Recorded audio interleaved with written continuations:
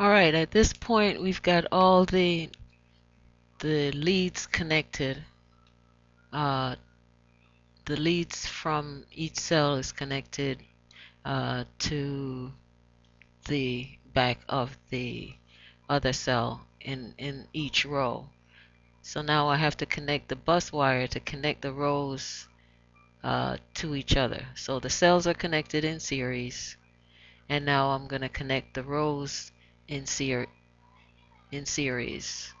Uh, so the first row that you see here, that looks like my negative output row. Uh, that will be that won't be connected to the other row. So the first row is by itself. That's a negative output row. The second row will be connected to the third row. The second row will be a positive lead output, and it's connected to the negative lead of the third row.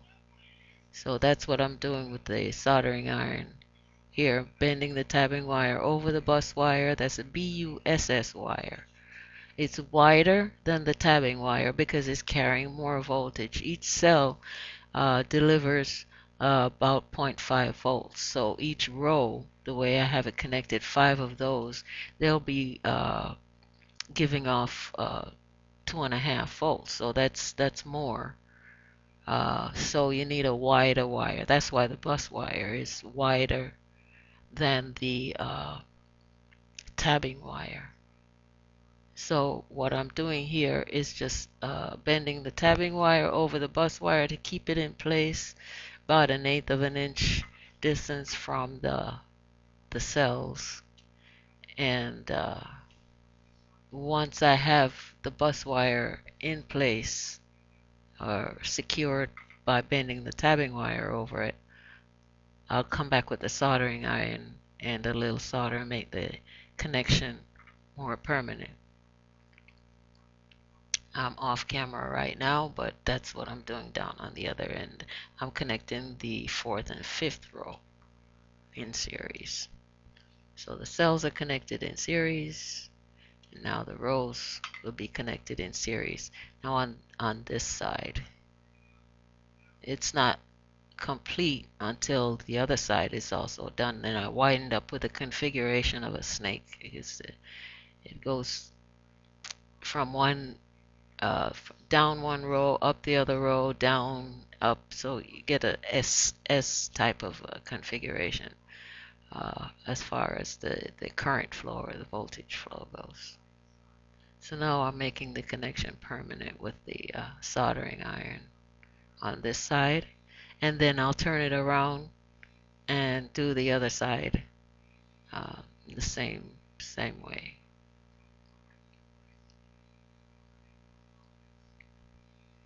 So you don't want to rest the iron on too long. That's why I use a solder, even though they say the leads are solderless. But uh, since I'm doing it on an acrylic front panel or an acrylic sheet under there, you don't want to let the solder iron stay too long on there because the acrylic will melt and it'll adhere or stick to the leads or the cells, and you don't want that. So once I'm done with this side, I'll turn it around and do the other side. One tip, if you ever do this or think about doing this, is to uh, put a sheet of paper or newspaper between the cells and the acrylic. It makes it a lot easier. You do get some, you don't have to be, well, you still have to be careful, but not as uh, careful. um, it'll absorb some of the heat without melting the acrylic. Right now, I clipping off the excess tabbing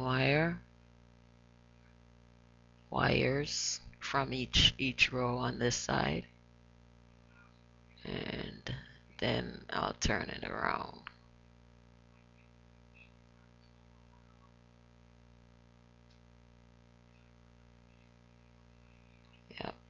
So now the first row on this side should be my positive output row, and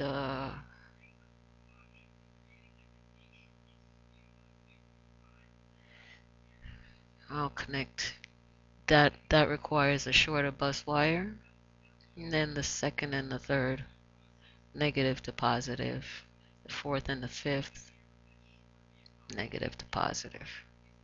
Those will be tied. So this first row is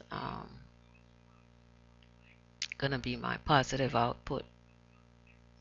I bend the tapping wire over the bus wire. I get a longer. Right here, I'm clipping because the positive wires coming off. Sometimes they're longer than the cell itself, and you don't. If you're not using them, you don't want it to touch the negative output. So you clean it up a little by clipping the ends so that the leads that you're not using are not touching any other lead that you'll be using, because you'll be shorting out the system.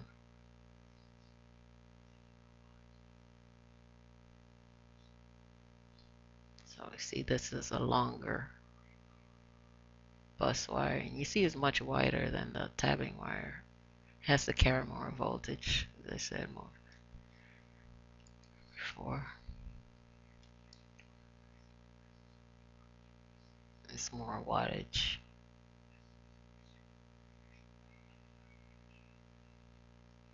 And once you get that done, then you just clean up by clipping the ends of the by clipping the excess wires off. And here I come with my soldering iron. Oh, at this point, it's critical to make sure your row spacing is lined up just right. At this point, the bus wire will determine